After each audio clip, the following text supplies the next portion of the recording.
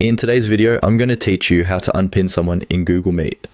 If you've pinned a participant during a meeting so they stay visible on your screen, but now you want to remove that pinned view, the process is very quick and simple. I'll walk you through it clearly so you can do it without any confusion.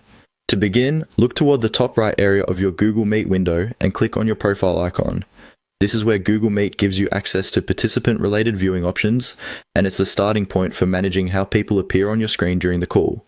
Make sure you're already inside the meeting before doing this, since these controls are only available while the meeting is active. Once you click your profile icon, find the name of the person who is currently pinned. Next to that name, you'll see a 3-dot menu. Go ahead and click those 3 dots. This menu opens additional options for that participant, including the setting that controls whether they stay pinned in your layout.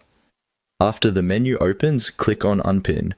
As soon as you select it, that person will no longer remain fixed on your screen.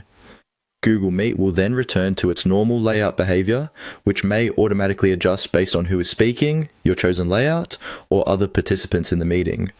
This is especially useful if you pinned someone earlier for a presentation, a class, or a discussion, and now you want to go back to a more flexible meeting view. Unpinning doesn't affect the other person at all.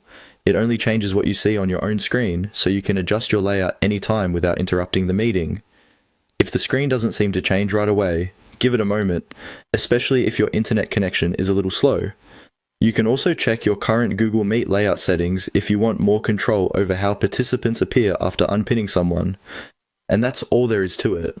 Open the profile icon in the top right, click the 3 dots next to the participant's name, and select Unpin.